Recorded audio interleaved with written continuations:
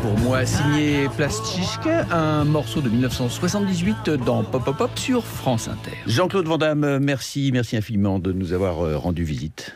Mais tu as fait une interview avec ta compagne. Super. Parfait. Voilà. Et rendez-vous bientôt. Merci, entre le lion paresseux, l'opossum et le patapouf. Le patapouf. Ah non, et le dauphin. Oui, le dauphin. Pardon. Merci infiniment, Jean-Claude. Et un gros bisou à la France. Et un gros bisou à la France. Mais ça, on le fait tous les jours, nous. Lucas, le film est sorti le 22 août dernier. Lucas, c'est le film de Julien Leclerc et il ne faut pas le rater. Merci à l'équipe de Pop Pop Pop, Ghislain Fontana à la réalisation, à la technique Serge Viguier, Aurélien Esvan, notre rédacteur en chef, Claire-Sophie Collet, Simon Arestat, nos attachés de production, Djoubaka, notre programmateur musical, et Eric Oswald à la traduction. Lundi, rendez-vous à 16h avec le créateur Jean-Charles de Castelbajac et la chanteuse Alice et moi. Mais avant lundi, si vous avez aimé l'émission, retrouvez-la sur franceinter.fr. Si vous êtes un Jones 3.0 ou un Yves à la pointe, suivez-nous. Ou plutôt comme disent ceux qui font des tutos grand écart sur YouTube, abonnez-vous à Ça passe, ah, ça commence à faire mal. Notre podcast. C'est un claquage là. À la MAE, nous protégeons chaque instant de la vie des enfants, à l'école et pendant toutes leurs activités. On croit souvent que la responsabilité civile suffit à protéger les enfants. C'est faux. Elle les protège lorsqu'ils causent un accident, mais jamais quand ils en sont victimes. L'assurance scolaire MAE protège tous les enfants, petits et grands, dès 11,90 € par an.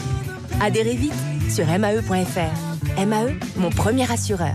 Détail des garanties dans la notice d'information sur mae.fr. Découvrez le nouveau spectacle de Bartabas à la scène musicale. Avec l'Académie équestre de Versailles, l'Orchestre Philharmonique et le Chœur de Radio France, sous la direction de Miko Franck. Plongez au cœur d'un incroyable univers équestre et musical. Le Sacre du Printemps et la Symphonie de Psaumes de Stravinsky, du 21 au 26 septembre. Réservation maisondelaradio.fr. À suivre par Jupiter. Très bonne fin de journée à l'écoute de France Inter. Il est 17h.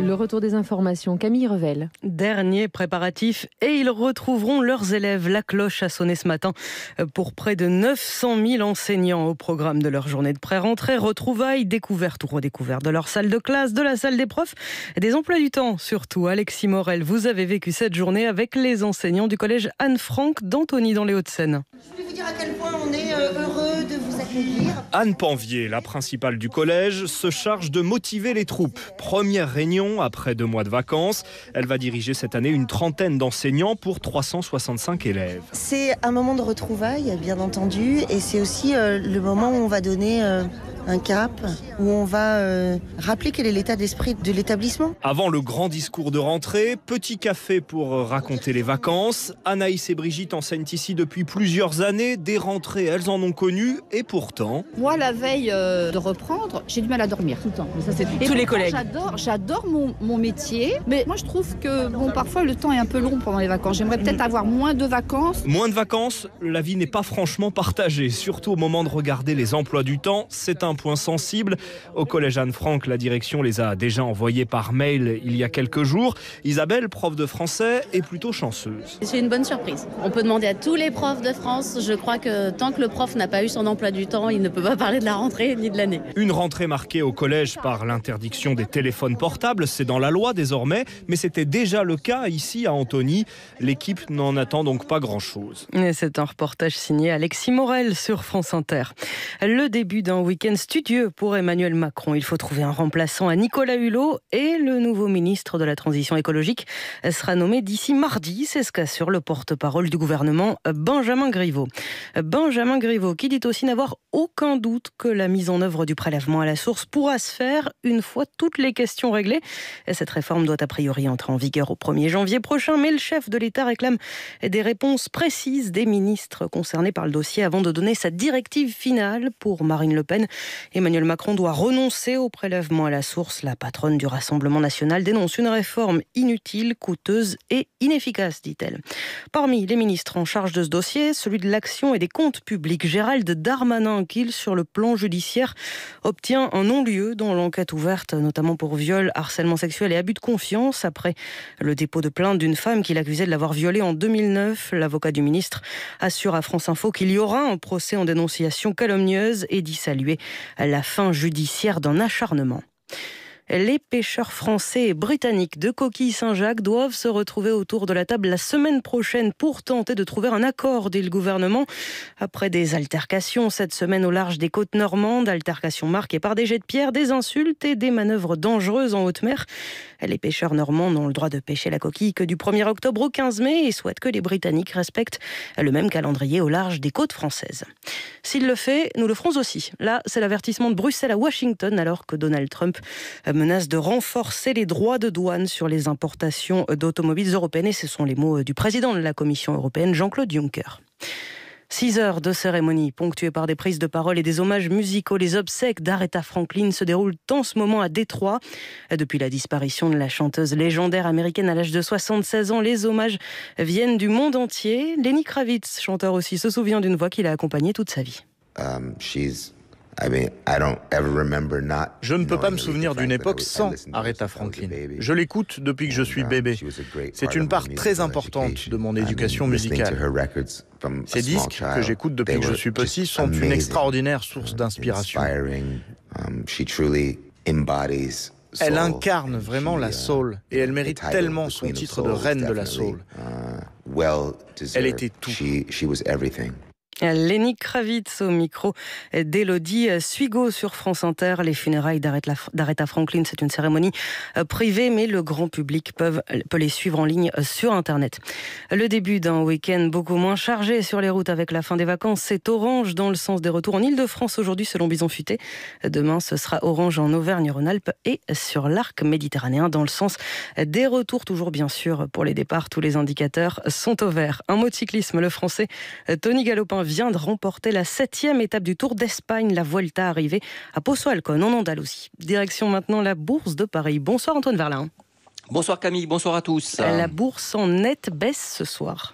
Eh bien oui, le CAC 40 perd 1,21%, il est à 5412 points, un repli dû à un regain d'inquiétude sur les relations commerciales entre les États-Unis et la Chine, alors que Donald Trump semble bien déterminé à relever la semaine prochaine les taxes douanières sur 200 milliards de dollars d'importations chinoises. Par ailleurs, après plusieurs jours de négociations, eh bien, les États-Unis et le Canada n'ont toujours pas conclu d'accord commercial et les investisseurs s'impatientent.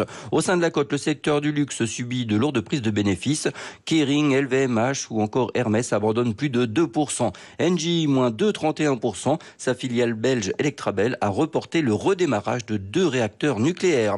Et puis avec une recommandation positive, Saint-Gobain s'en sort avec un gain de 1,79%. C'est de très loin la meilleure performance du CAC 40. Et puis à noter Casino qui perd plus de 8%. Selon un cabinet d'études, une filiale du groupe de distribution n'aurait pas déposé ses comptes 2017. Et ce n'est pas la première fois que des analystes émettent des doutes sur la santé financière de Casino. Je vous rappelle, le CAC 40, il perd lui 1,27%. Il est à 5408 points. C'est Antoine Verlin, la Bourse pour France Inter. Alors que les villes s'éteignent et les campagnes s'obscurcissent, subsistent ça et là quelques traces de vie humaine, comme des flammes revigorantes dans le grand froid des choses. On les appelle des lumières dans la nuit. Je crois que tout est dit. Pardon. Lumière dans la nuit, un programme radiophonique dominical et nocturne proposé par Édouard Baird. Dimanche 22h, sous vos applaudissements. Sur France Inter. France Inter ? Je ne savais pas du tout. Avec plaisir. À la MAE, nous protégeons chaque instant de la vie des enfants. À l'école et pendant toutes leurs activités. On croit souvent que la responsabilité civile suffit à protéger les enfants. C'est faux. Elle les protège lorsqu'ils causent un accident, mais jamais quand ils en sont victimes. L'assurance scolaire MAE protège tous les enfants, petits et grands, dès 11,90 € par an. Adhérez vite sur mae.fr. MAE, mon premier assureur. Détail des garanties dans la notice d'information sur mae.fr. France Inter aime. 봐봐, 난 내가 먹고 싶을 때 항상 귤을 먹을 수 있어. Burning, le nouveau film de Lee Chang-dong, d'après une nouvelle d'Haruki Murakami, prix de la critique internationale à Cannes. 여기서 베이스가 느껴져요. 뼛속까지 울리는 베이스. L'histoire d'un triangle amoureux au cœur d'une jeunesse coréenne en quête de sens. Entre amitié, jalousie, rivalité sociale et disparition inquiétante. Burning, un film mystérieux, actuellement au cinéma, un film France Inter. Il est 17h07 sur France Inter. Voici Par Jupiter. Bonsoir Charline Vanhoenacker. Bonsoir Camille. Comment allez-vous? Mais très bien, et vous? Très bien. Excusez-moi, je vous raconte. Je suis hilar parce que j'avais oublié d'imprimer mon petit document avec lequel je travaille à l'antenne. Expliquons aux gens que tout le texte de l'émission est sur un document. Il n'était pas devant Charline et ça l'a fait marrer. J'ai oublié d'imprimer. C'est la rentrée, faut que je me rappelle d'imprimer les choses. Bon ben voilà, ça arrive, non? Ça vous arrive jamais Camille? Pas du tout. Je vois pas ce que vous voulez dire. Très bien, merci pour votre solidarité. Allez, et merci pour les infos. Allez, on démarre.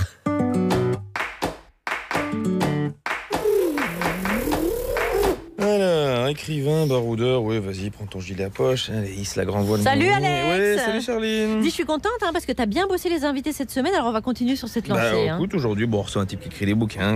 Un écrivain, très bien. Ça va nous faire voyager avant le week-end. Tu penses pas si bien dire, le mec, il aime les bords de mer, les falaises, les embruns. Oh mon Dieu, ça me fait déjà rêver. Enfin, c'est pas dingue non plus. Hein. Oui, toi t'aimes l'andouillette, ça fait moins rêver. Oui, mais moi j'ai mon physique pour moi. Voilà. Ouais. Alors, fais voir un peu l'invité là. Il a juste les cheveux blonds, les yeux bleus. Mais fais voir la photo. Oui, regarde, voilà, mais la mèche, ça fait pas tout, voilà. Alex. Oui, je vais bien, ne t'en fais pas. On reçoit Olivier Adam. Bah oui, ça t'excite pas? Oh là là, mais bien sûr que je suis toute excitée. C'est parce que c'est le week-end, c'est... Oh, j'adore tous ces bouquins. Je vois déjà le truc. Dites Olivier, voulez-vous passer l'hiver à l'ouest après cet été caniculaire, moi je suis devenue un poids léger. Mais ce qui me plairait, voyez-vous, ce serait d'aller voir les falaises à l'abri de rien, le cœur régulier. Oui, enfin c'est bien, Charline, tu connais tous les titres par cœur, tu les places dans les phrases, mais est-ce qu'au moins t'as lu Mais bien sûr que je la connais, son œuvre. D'ailleurs, je voulais te parler de l'influence bourdieusienne de ses écrits. Bourdieu quoi? Bourdieu, Alex, la sociologie, la conscience de classe, l'habitus. Oui, enfin tu sais quoi, moi je vais te laisser en tête à tête avec lui et puis moi je vais reprendre mes bonnes vieilles habitus. Tu sais, quand je te vois, je me dis que t'as raison. Hein. Quoi? C'est sûr que la mèche, ça fait pas tout.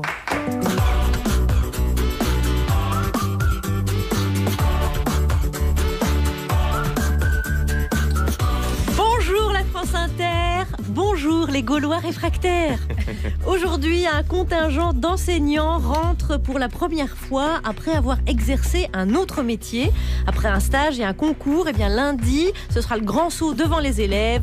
Alors faites-vous conseiller auprès de collègues aguerris. Tu leur demandes de dessiner un train. Zèle, il faut que je dessine tous les wagons. Oui, mon petit, tu dessines tous les wagons avec tout. Il y en a un qui démarre, il y a tous les autres qui enchaînent. Bonne chance. Les écrivains sont très présents dans les médias, pas spécialement pour nous parler de leur œuvre, mais pour nous raconter la marche du monde. Quelle idée, on ferait pas ça chez nous.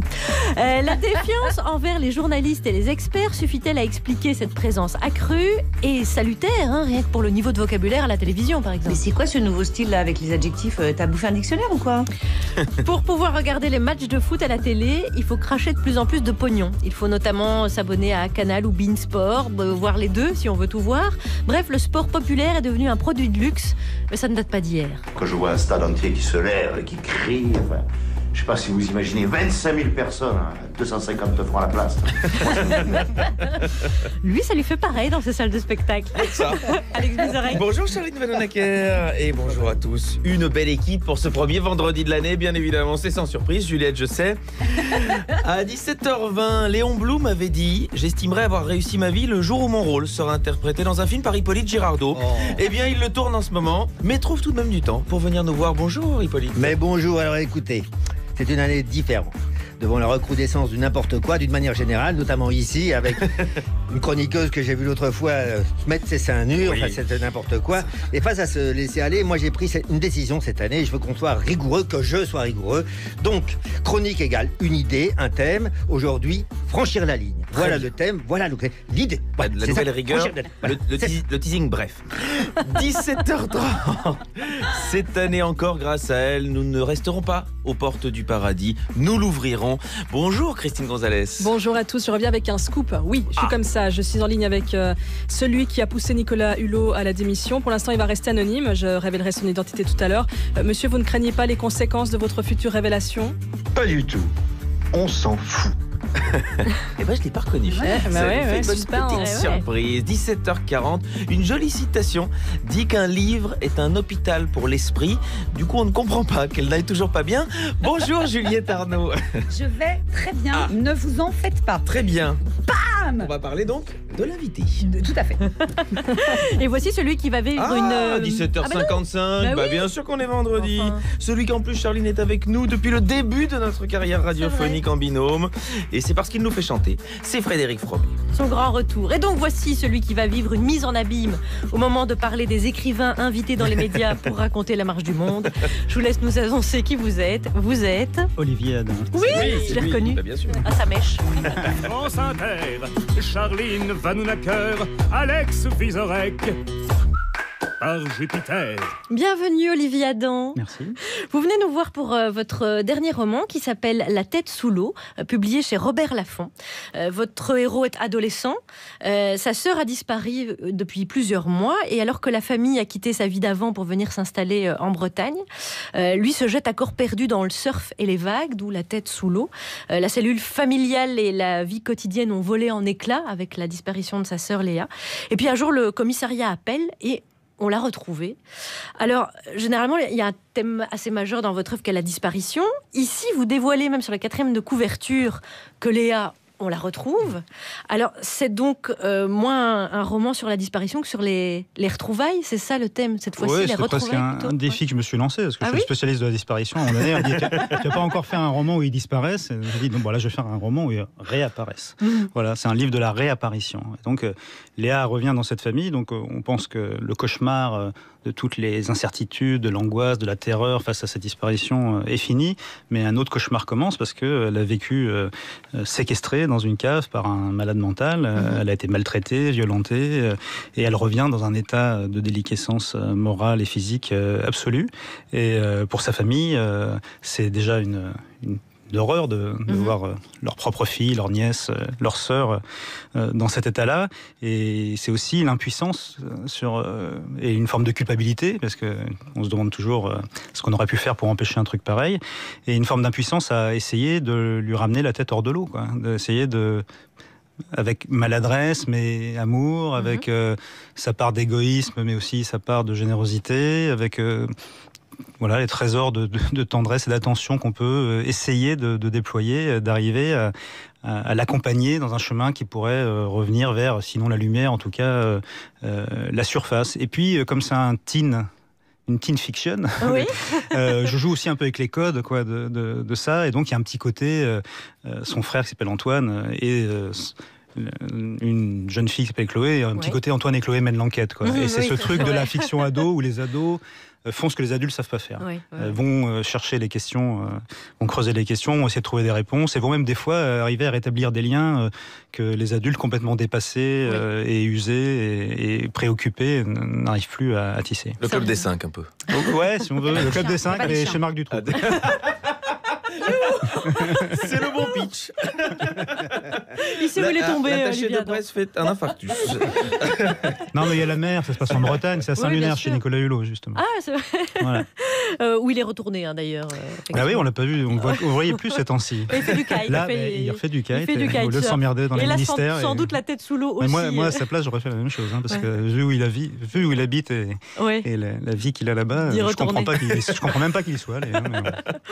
Olivier Adam, il y a une adolescence aussi. Alors, c'est vrai qu'ils mènent l'enquête. Ils se prennent en main, ces adolescents. Ils sont les héros. C'est vrai que les personnages secondaires, et à l'arrière-plan, il y a les adultes. Vous racontez dans les interviews que vous avez eu une adolescence qui n'a pas toujours été facile, qui était même parfois assez triste. C'est moi qui n'étais pas facile. Et avec une disposition à la tristesse, parce que sinon...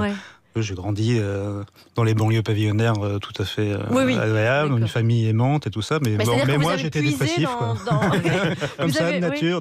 Vous avez retrouvé cet adolescent un peu dépressif qui était en vous pour donner chair à vos personnages. Oui, mais de toute façon, quand on écrit du point de vue de l'adolescence, il faut se reconnecter à sa propre adolescence et aller chercher à la fois un adolescent... je dirais intemporel et presque universel, et puis le nourrir de son propre vécu. Alors c'est vrai que les adolescents que je mets en scène, en général, ils sont un peu plus en marge, un peu plus torturé, un peu plus solitaire que la moyenne sans doute, mais j'écris aussi pour eux, pour la partie du public, du lectorat qui a l'âge des adolescents.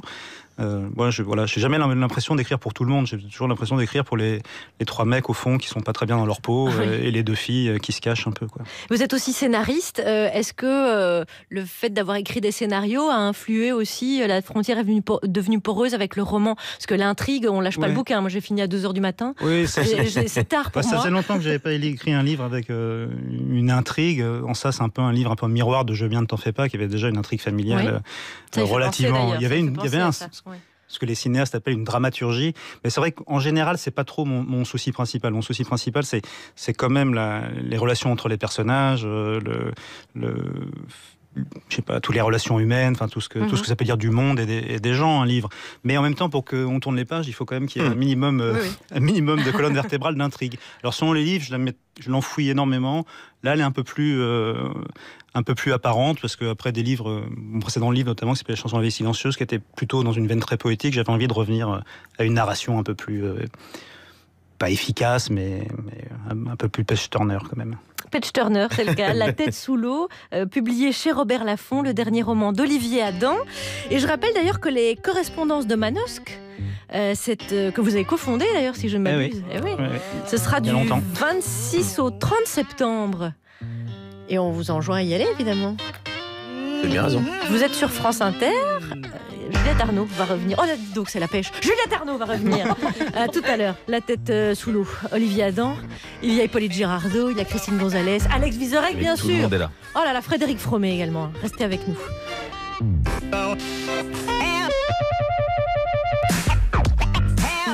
Place to go. Have no place to go. Darling, have no place to go. Have no place to go. Goodbye, baby. Yes, I'm going. Yes, I'm going. Goodbye, baby. Yes, I'm going. Yes, I'm going.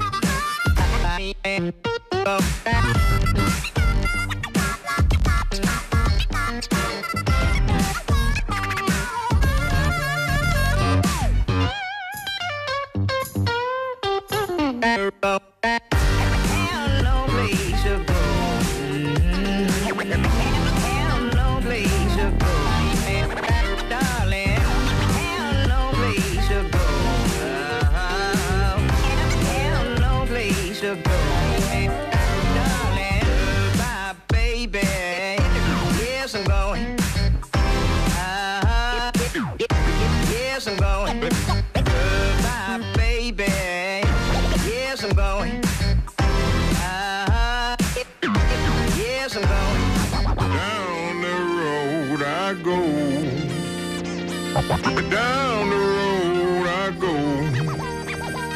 Down the road I go. Down the road I go.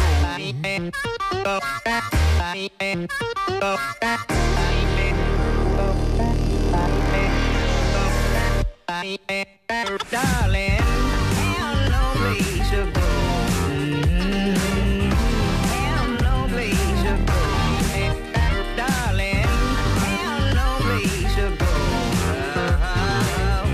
Have no place to go.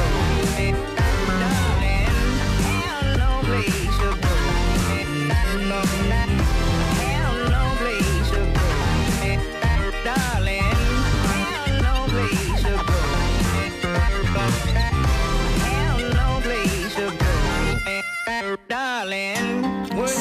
See Down the Road sur France Inter. Vous écoutez Par Jupiter et nous avons invité un écrivain et scénariste, Olivier Adam, qui publie La tête sous l'eau, son dernier roman en date chez Robert Laffont.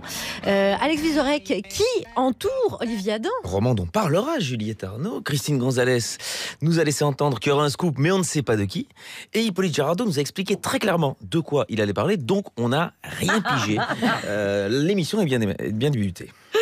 J'espère qu'on va comprendre quelque chose aux informations Ça, avec notre journal. J'aime pas quand on utilise une personnalité comme ça, Emmanuel, dans le débat politique. Vous êtes sérieux? Le journal de presque 17h17. Je ne sais pas, et je vous demande peut-être d'avoir la même dignité que moi. Et on commence par les titres. Oui, Christophe Castaner a défendu les propos d'Emmanuel Macron sur les Gaulois en appelant les Français à accepter la part d'humour du président. Et voilà les Français, en plus d'être des Gaulois réfractaires, vous n'avez aucun humour.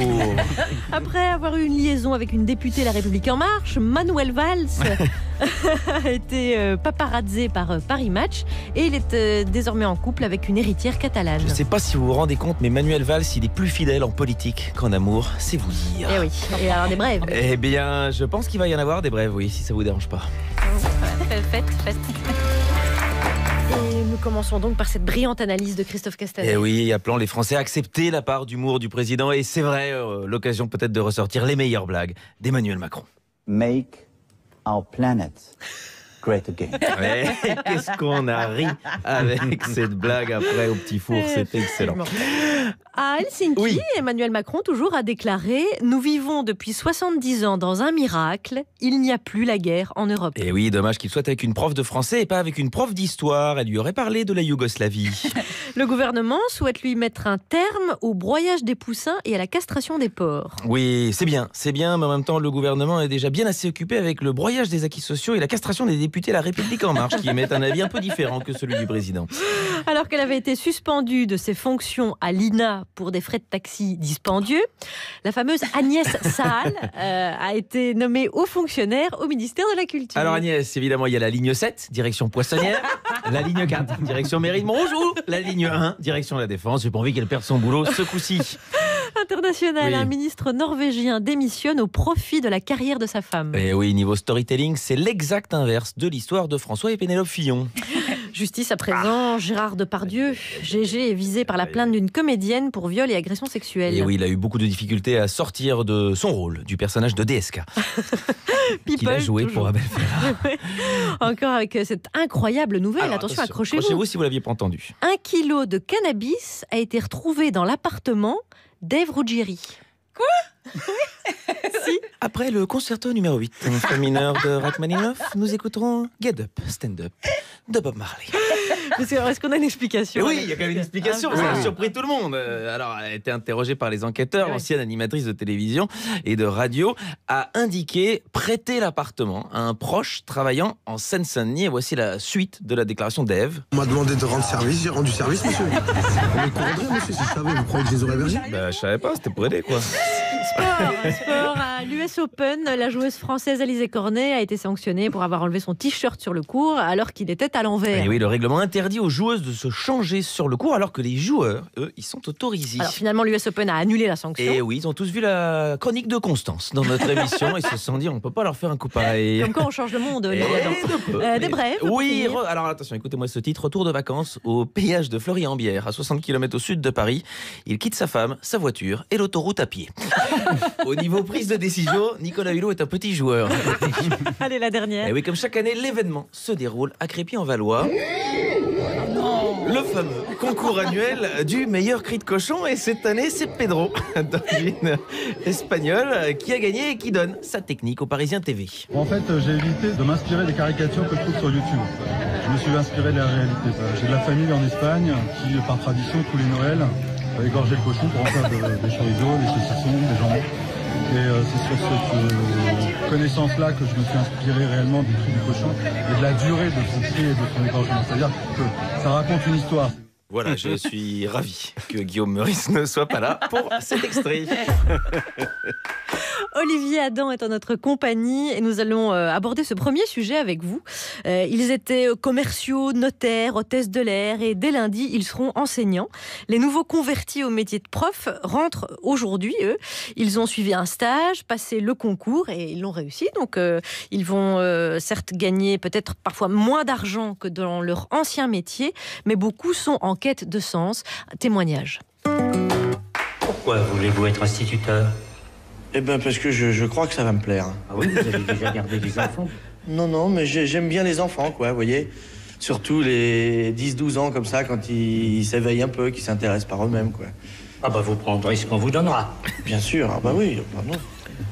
Vous auriez d'autres questions à me poser? Ben oui, je voudrais savoir comment on fait la classe au début. Est-ce qu'il y a un manuel? Pas de manuel. Mais vous aurez la visite d'un conseiller pédagogique. Puis vous pouvez toujours demander des conseils à vos collègues. En fait, on apprend sur le tas. Coluche dans Le Maître d'école, le film de Claude Berry. Il y a un quart des admis au concours qui ont eu une autre carrière avant. Alors Olivier Adam, le changement de carrière, dans notre époque, c'est devenu assez courant de changer de métier, de changer de vie. On pense à Nicolas Hulot, qui a changé plusieurs fois. Pourquoi c'est pas banal quand c'est pour devenir enseignant? Et est-ce que peut-être l'homme qui aime raconter des histoires comme vous, romancier, scénariste, trouve que c'est un bon point de départ, peut-être? Oui, en tout cas, moi, je trouve ça assez beau d'imaginer qu'à un moment donné de sa vie, on se dit qu'on est en train de perdre sa vie à la gagner dans une sphère économique qui a perdu tout son sens, qui n'est plus du tout au service de l'humain et de la société, mais seulement au service des actionnaires et du profit, de la cupidité, et que c'est très courageux de se dire à un moment donné que plutôt que de travailler pour la main droite, on va travailler pour la main gauche, celle qui répare, celle qui soigne, celle qui éduque. Moi, je me souviens quand j'ai fait mes études d'économie et de gestion à Dauphine, je suis rentré parce que j'avais eu des profs un peu de gauche au lycée qui nous avaient appris que l'économie, c'était la politique publique de réduction des inégalités, de la précarité. Et puis après, en fait, je me suis rendu compte que l'université Paris-Dauphine, c'était une université Pierre Gattaz, en fait. Et que c'est le contraire, on allait m'apprendre à creuser les inégalités, faire de la précarité, faire du chômage et tout ça. Et au bout de 2-3 ans là-dedans, je me suis vraiment interrogé. Et mon premier réflexe, je me suis dit, mais je vais pas participer à ça. J'ai l'impression d'être un collabo un peu, mais je juge pas, il faut bien gagner sa vie. On bosse dans les endroits où on peut. Et j'avais pris les renseignements pour l'IUFM. Alors c'était avant, moi j'aurais pas changé de métier, mais j'avais failli m'inscrire pour faire la formation pour être institué. Puis après, on m'a expliqué qu'il y avait des formations de métiers de la culture, de l'édition et tout ça, et que même en ayant fait des choses atroces comme de l'économie avant, on vous pendait pas et on pouvait vous accepter là-dedans. Donc, j'ai fait autrement. Mais je comprends ça. Moi, mon père, il a fait toute sa carrière dans la banque parce que ça s'est posé comme ça. Et il nous disait toujours, si vous bossez pas à l'école, vous pourrez pas choisir et vous finirez comme moi dans la banque. Voilà. C'était quand même. Et il aurait toujours rêvé d'être enseignant. Et on rêverait de trouver un banquier qui vient de se reconvertir. Ah bah, il aurait adoré. Il aurait adoré. Mais après, le courage aussi, c'est que si on est à un certain stade de sa carrière, il faut consentir des sacrifices financiers parce que malheureusement, la carrière d'enseignant est très mal rémunérée par rapport à son importance cruciale. Et peu d'espoir de gravir les échelons hiérarchiques quand dans beaucoup de métiers, on peut aspirer à... Après, la question que ça pose juste, c'est la compétence pédagogique. Oui. Voilà. Parce que je sais que même quand on est formé dès le début, beaucoup se plaignent qu'on a enlevé l'enseignement purement de ce que c'est que de transmettre le savoir à des enfants, de l'aspect pédagogique, et même certains ministres de l'éducation qui sont même contre le pédagogisme, ce qui est une belle connerie, mais en tout cas, ça, on peut être peut-être inquiet pour les enfants pour le coup. C'est ce que racontait le son, exactement. Oui, il arrive, il est plein de bonne volonté, mais juste ça dépend pour enseigner quoi. Parce que s'ils enseignent l'optimisation fiscale ou la gestion financière, ça vaut pas le coup de changer de carrière. Olivier Adam en notre compagnie, et dans ce studio, il effectue son retour aujourd'hui, sa rentrée. Hippolyte Girardot. Franchir la ligne. Bon, j'ai passé l'été à voir des faits divers qui me donnaient envie de faire une chronique parce qu'ils franchissaient la ligne. Par exemple, la bagarre super hardcore, violente, badass de deux rappeurs. Ou ça, dans les terrains vagues de la banlieue nord de Paris. Non, les mecs, ça, c'est vraiment old fashion, trop 90. Alors, ils l'ont fait dans le rayon parfumerie de la zone free tax de l'aéroport. Voilà, c'est très moderne. Et du côté de la justice, d'ailleurs, on s'est énervé. On a dit qu'ils avaient franchi la ligne. Il y en a un autre aussi, évidemment, tout le monde l'a remarqué, c'est la tarte à la crème de la chronique qu'on ne peut pas faire, c'est Benalla, dont on dit effectivement qu'il a franchi la ligne, alors qu'en fait, non, c'est la poupée Ken, quoi. Il a eu plein de déguisements au Noël de l'Élysée, celle du copain qui fait du vélo, Jean-Rilde Doré avec le président, polo orange, chino clair et Ray-Ban, celle du futur gendre avec petites lunettes et barbe taillée, et celle du gars qui est prêt à rendre service avec visière plastique et petite matraque souple, évidemment. Ça lui a fait franchir la ligne. Et franchement, même la Coupe du Monde, elle a franchi la ligne, car enfin... Est-ce qu'on peut se poser la question, quel monde? Est-ce qu'on est sûr qu'une finale Belgique-France, c'est le monde? Non, on franchit la ligne. Et une qui a franchi la ligne, et je ne le savais pas, c'est Serena Williams. Cette championne, la plus grande championne de tennis des 50 dernières années, a osé avoir un enfant. Bon, passons. Cette championne a eu son enfant et ensuite, comme la grande majorité des femmes, a voulu reprendre son travail. Bien. Son travail, c'est gagner des matchs de tennis. C'est pas les jouer, c'est les gagner. Et pour gagner un match, non seulement il faut avoir la volonté, bien sûr, mais aussi des possibilités techniques. Techniques et physiques. Parce que le mental, elle l'a. La technique, évidemment qu'elle l'a. Et le physique, elle l'a. En tout cas, elle l'avait avant la grossesse. Mais attendre un enfant et le sortir exige beaucoup d'efforts physiques, une somme incroyable d'énergie, et cela épuise le corps. Serena, quand elle est revenue dans la compétition, elle s'est rendue compte que pour optimiser sa circulation sanguine, essentielle à son service légendaire, elle devait changer de tenue. Et à la place de ses charmantes jupettes et de ses t-shirts, elle a opté pour une combinaison ultra moulante. Comme elle le dit, cette combinaison est très confortable. Je me sens comme une princesse guerrière avec elle. D'ailleurs, elle s'inspire de l'héroïne du film Black Panther, Wakanda. On devrait applaudir, non ? Ouais. Mais le président de la Fédération française de tennis a considéré que si les balles de Serena ne franchissaient pas la ligne blanche, sa tenue le faisait. Et les propos de monsieur Giudicelli, c'est son nom pour le coup, eux franchissent largement la ligne. Ne nous privons pas de les citer, après tout c'est une chronique que je veux humoristique. Allons. Alors, voilà ce qu'il dit. On est parfois allé trop loin.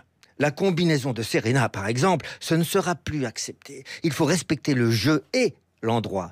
Si je fais passer une émotion avec quelque chose qui est beau, dans un endroit qui est beau, l'émotion est magnifiée. Fin de la citation. Alors je vous laisse apprécier évidemment tout ce que la tenue de Serena évoque donc pour cet homme. C'est moche. En plus, ça fait moche dans mon si joli Roland Garros. Ça fait tache, tout ce noir sur mon beau terrain orange. Non, on pourrait croire qu'ayant franchi la ligne, les collègues de Serena, par solidarité pour une championne qui a fait ce qu'aucun de ces types ferait, c'est-à-dire sortir de son ventre un être vivant, crieraient à la faute pour ce président. Alors, je vous laisse apprécier cette fois-ci, les propos du patron du Grand Chelem parisien, Guy Forget, un ancien champion au palmarès de souris, à côté de celui de Serena. Ouvrez les guillemets. On a beaucoup investi à Roland-Garros pour que le nouveau stade soit beau. Véridique. On souhaite que cet écrin dégage une cohérence. Fin de la citation. Écrin, merveilleux, non? Ça nous renvoie à un parfum du vocabulaire de l'élite. Beaucoup investi, sent très fort la pression des sponsors. Et cohérence, fleur bon, la rigueur du club VIP. Pas de ça chez nous, pas de guerrière noire, Wakanda en combinaison noire et moulante. Et on les entendait moins, tous ces gens, quand Vénus, la grande sœur de Serena, portait en 2010 une tenue genre nuisette. Probable qu'à l'époque, il n'avait pas encore beaucoup investi, que donc à l'époque, l'émotion n'avait pas besoin d'être magnifiée. Oui. Probable aussi qu'il devait trouver plus sexy la culotte de Vénus couleur chair que la combinaison couleur burqa de Serena. En tout cas, aucun doute. En matière de sexisme, avec doute de racisme, les instances dirigeantes françaises du tennis ont largement, elles, franchi la ligne. Jeu 7 et match. Hippolyte Girardot. Merci beaucoup, Hippolyte. À venir, Christine Gonzalez et bien sûr notre invité, Olivier Adam, qui publie La tête sous l'eau chez Robert Laffont.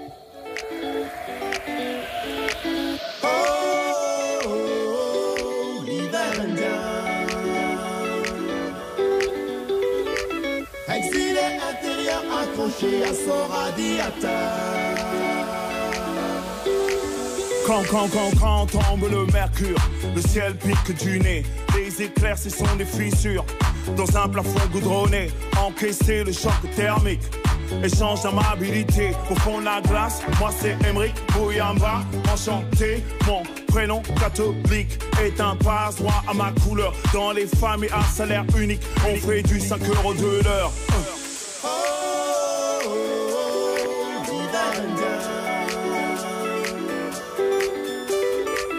Exilé intérieur accroché à son radiateur. Paris et sa couronne. Paris, chambre de bonne. Boulevard large comme le fleuve. Peu de champs de manœuvre en classe prépa. Dans mon cas, c'est la course au certificat. Les papiers, c'est le Graal. Bidonville à la verticale. Les assorts évangéliques font la sécu jusqu'au creek. Hiver 54, sans l'abbé Pierre. Bilan, polyester, freeze. Bousculade pour des places assises. Taxi brousse moderne. Oui, moi que l'on hiberne.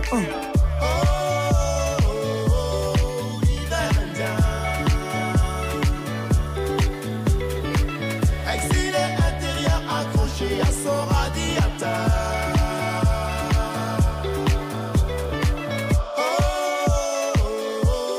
Hiver indien. Exilé intérieur accroché à son radiateur.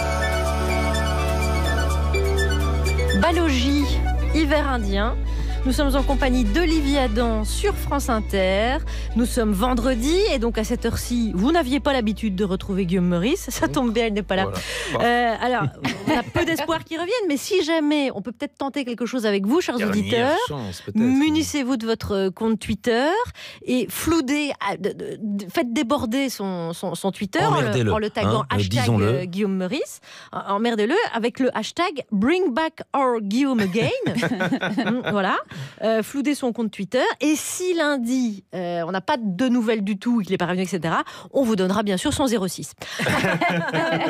Olivier, dans notre compagnie, on va revenir à votre dernier roman, La tête sous l'eau, évoqué tout à l'heure avec ses thèmes avec Juliette Arnaud. En attendant, c'est le retour aussi, la rentrée de Suisse de Christine Gonzalez, qu'on a entendu tout l'été dans Chambre d'ado, toujours disponible en podcast, bien sûr.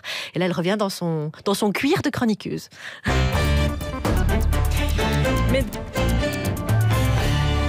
Messieurs, bonjour.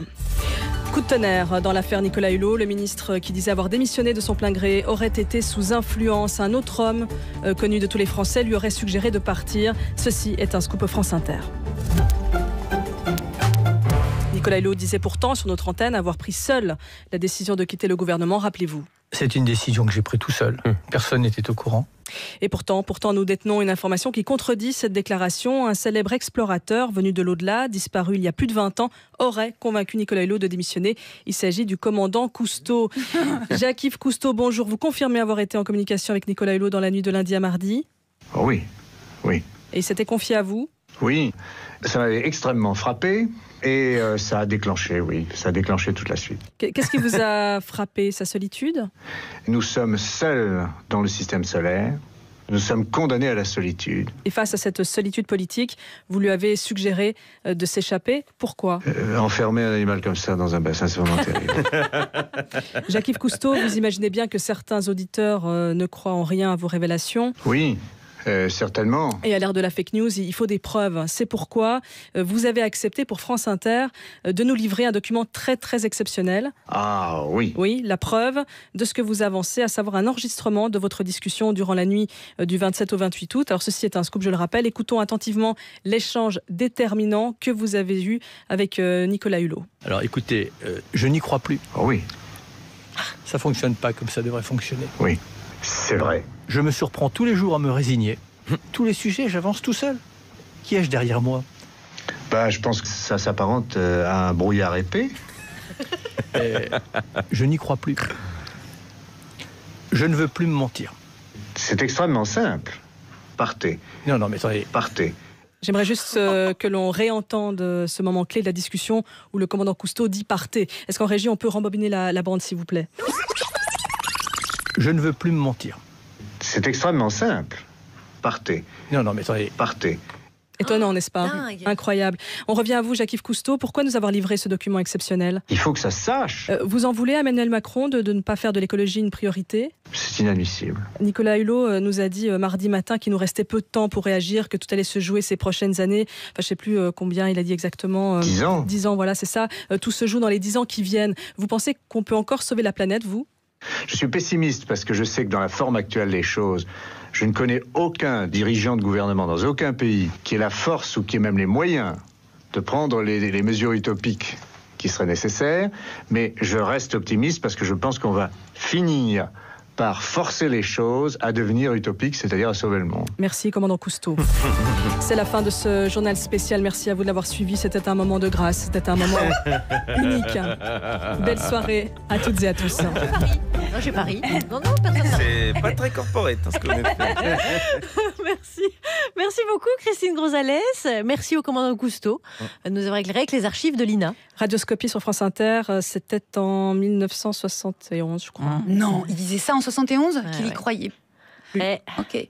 Eh bien, restez avec nous surtout et gardez espoir, gardez cet optimisme qui vous caractérise, auditeurs de France Inter. Allez, on est en compagnie d'Olivier Adam, le romancier. On va aborder ce deuxième sujet avant d'écouter Juliette Arnaud. Ce sont les écrivains qui sont de plus en plus présents dans les médias pour nous commenter la marche du monde. Dites donc quelle mise en abîme. Est-ce que ça peut servir éventuellement aussi à remettre en question certaines évidences? Démonstration.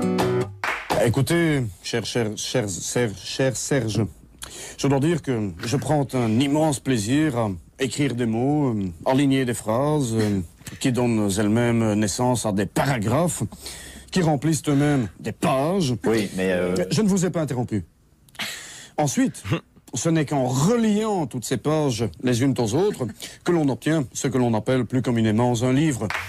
Faux Contact, c'était un programme court de la RTBF, avec le comédien Manu Taureau.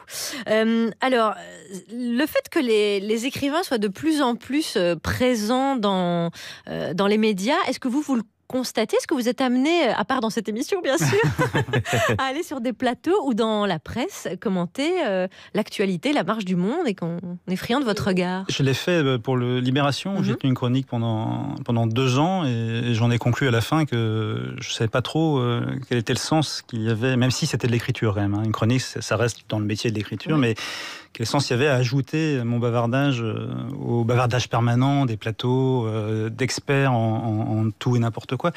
Je pense quand même que on voit toujours sur les plateaux ces espèces, ce qu'on appelle les experts. Ils sont experts en généralité. Voilà. Et les écrivains, c'est les meilleurs experts en généralité qui soient. C'est pour ça que ça match. Parce que pour être un romancier, en général, on puise dans la sociologie un peu, dans la philosophie un peu, dans le journalisme, dans l'actualité, dans l'imaginaire, dans l'histoire.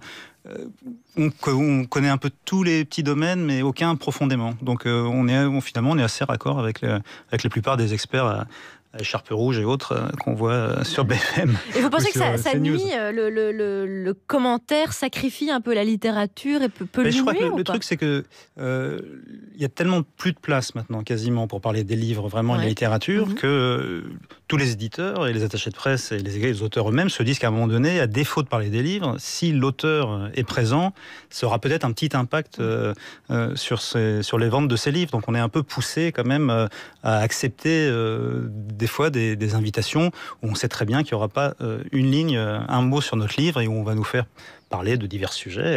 Alors ça vraiment, je ne sais pas qui fait ça. Voilà, mais c'est pas toujours un pari.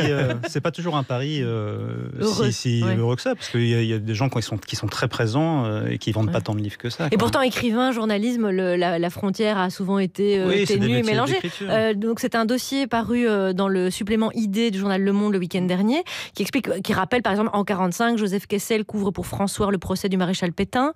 Il y a aussi le cas de Marguerite Duras qui avait écrit une tribune dans Libération sur l'affaire Villemain, ce qui avait apparemment tassé ce phénomène des écrivains qui s'expriment, surtout parce qu'elle avait pris... Contrairement aux experts de salon, les écrivains normalement sont inféodés à personne et ont une parole qui est dangereusement libre. On l'a vu avec Marguerite Duras, et on le voit même sur le plateau de Ruquier avec Christine Angot, où on ne sait jamais ou Houellebecq, qui a souvent été sollicité pour Michel Houellebecq, on ne sait jamais ce qui va se passer dans l'interview de Michel Houellebecq. Le premier à avoir fait ça, c'est Zola avec l'affaire Dreyfus. Mais ça, c'est s'engager. Mais on peut s'engager par sa fiction, on peut s'engager dans la vie citoyenne. Mais ce côté, avoir son rond de serviette, quasiment leur rond de serviette dans différents endroits, dans différents journaux, c'est un peu différent. Parce qu'il y a quand même un vertige narcissique à donner son avis, surtout. Parler tout le temps des médias, être très présent médiatiquement. Par exemple, vous pouvez devenir consul à Los Angeles, par exemple, grâce à ça. C'est bien. Mais ça. hasard. Est-ce que le rôle d'un Houellebecq de proposer des réflexions par son œuvre, comme il l'a fait dans son dernier roman, est pas plus intéressant que de commenter l'actu chaude? Moi, je suis pas Michel Houellebecq, mais en l'occurrence, quand j'ai voulu travailler des questions politiques comme le sentiment de déclassement de la France dite périphérique, j'ai écrit Les Lisières. Quand j'ai voulu parler de la situation des migrants et des réfugiés dans le Calaisis, j'ai écrit À l'abri de rien, puis coécrit le scénario de Welcome. Je pense être beaucoup plus efficace quand Welcome passe sur Arte d'ailleurs mardi soir. Ah tiens, mais très bonne nouvelle. Ou quand j'écris ces livres-là, et comment ce que ça diffuse aussi comme idée, parce qu'après d'autres, y compris des responsables politiques, les lisent, que quand j'écris une chronique ou quand je viens m'exprimer. À l'époque, il y avait cette émission de Tadei, où il invitait beaucoup d'écrivains, mais uniquement pour parler de sujets, et jamais de littérature. On se rappelle tous de films comme Croûte, taisez-vous. Voilà. On m'a invité pour parler de la crise, pour parler de la France périphérique, et j'y suis jamais allé en fait. Voilà. J'essaye de me tenir le plus possible en retrait de ça, et d'ailleurs c'est pour ça que j'ai arrêté ma chronique dans Libé, parce qu'à un moment donné je me suis dit mais en fait t'es très critique sur ce blablatage permanent des auteurs en dehors de la littérature, et tu le fais toi-même. Donc il y a une défiance envers les journalistes aussi, les experts et les intellectuels médiatiques, qui fait qu'on est aussi friand d'avoir votre regard. C'est une parole plus subjective, plus barrée parfois. Et parfois plus sensible aussi. Et moins soupçonnable d'être dirigée par des intérêts. Quoi. Oui. Olivier Adam avec nous, Juliette Arnaud. Oui. Qui va se lancer sur La tête sous l'eau, qui est chez Robert Laffont, mais dans une collection particulière qui s'appelle la collection R, qui est à destination des ados, de la jeunesse. Alors, dans les milieux d'édition, on dit young adult, c'est l'appellation, c'est toujours en langue anglaise. Alors, avant, il y en a eu d'autres, des appellations. Il y a eu chick lit, c'est en gros la littérature de gonzesse, très agréable. Le mommy porn, donc en gros, par exemple, c'est 50 nuances de degrés. On pratique du sexe un peu rigolo, mais en fait, la morale est sauve. Nicolas et Pimprenel font du bondage, mais finissent par se marier. C'est ça. Voilà. Et alors, le mommy porn a pris un coup sur la casserole assez récemment par le fait du débarquement récent de la New Romance. Alors, je viens de découvrir ça en même temps que vous. C'est en même temps érotique et romantique. Un exemple croquignolet, Calendar Girl. Le pitch, 12 hommes, 12 mois, 12 villes. Tel est le challenge de Mia, 22 ans, si elle veut effacer la dette d'1 million de son père. Alors, un détail, c'est pas 12 hommes, c'est 12 clients. Et c'est la tante de Mia, proxénète de profession, CIO d'une agence d'escort girl, qui organise le voyage. C'est important, les voyages, car ils forment la jeunesse, la cible, les filles entre 18 et 24 ans. Bon. Ce que je vais faire, c'est que je vais pas avoir d'avis, vu que j'ai pas entre 18 et 24 ans. Olivier Adam non plus. Nous sommes d'une autre époque. Je m'en tiendrai à mes souvenirs de Vénus Erotica, d'Anaïs Nin, de Sexus, d'Henri Miller. Alors bien sûr, ces livres n'étaient pas formellement destinés aux adolescents, qui les lisaient quand même. Et ça donnait au bouquin une nouvelle saveur. Ils étaient plus le truc obligatoire de l'école. Quelles sont les relations entre Madame de Rênal et Julien Sorel dans le Roger Nord de Stendhal en un mot? Ils devenaient l'interdit, ils devenaient désirables. Interdit, désir, un basique de l'adolescence. Un autre basique de l'adolescence, c'est une sensation, celle d'avoir la tête sous l'eau. Le titre du livre d'Olivier Adam. Oh, dis donc, c'est bien foutu les trucages. C'est un moment de vie, l'adolescence, qu'on sait transitoire. On est entre deux âges, on est entre deux eaux, et ça, c'est pas confortable biologiquement déjà. Ton corps change. C'est peut-être pas sale, mais c'est désordonné. Et ce qu'il y a de pas confortable non plus, et là, c'est plus paradoxal, c'est que l'adolescent, tel que, est un objet mythifié par le cinéma. Alors, sous le contrôle de Thomas Bidguin, mais à la louche quand même, à partir des années 60, le thème de l'adolescence, c'est 1/4 de la production cinématographique mondiale. Ah bon ? Oui, ça fait quand même une sacrée pression. Facilement, tu as la tête sous l'eau. L'ado narrateur au centre du livre, Antoine, la sent bien, cette pression, d'autant qu'il surfe. En Bretagne. Et surfer, surtout quand on débute, c'est souvent avoir la tête sous l'eau. Ne serait-ce que pour passer sous une vague, pour l'éviter, avant celle qu'on choisira de prendre. Et puis, Antoine, en plein syndrome de la double voire triple peine, vit un fait sociétal, le couple parental s'effrite, et pire, il vit dans un fait divers. Sa sœur adolescente également, Léa, après avoir disparu, revient, elle a survécu à un enlèvement et elle est traumatisée. Ce qui fait qu'Antoine n'est pas exactement au centre, comme souvent les adolescents, il n'est pas la victime. Il observe, il essaye de faire au mieux, en conservant la tête hors de l'eau de la Manche. En Bretagne. Cette Bretagne où leurs parents ont décidé de les emmener vivre avec sa sœur. Bretagne, somme toute, responsable du drame, puisque Léa, ne se remettant pas d'avoir laissé ses amis à Paris, fugue. Une petite fugue qui se transforme en grande catastrophe. Comment on traite ça en littérature jeunesse quand on est sous le coup de la loi du 16 juillet 1949 qui contient notamment l'injonction suivante: aucune publication de nature à démoraliser l'enfance ou la jeunesse. Sous-texte, il y aura bien le temps pour lire Le Chouette Sophie et être sauvagement démoralisé.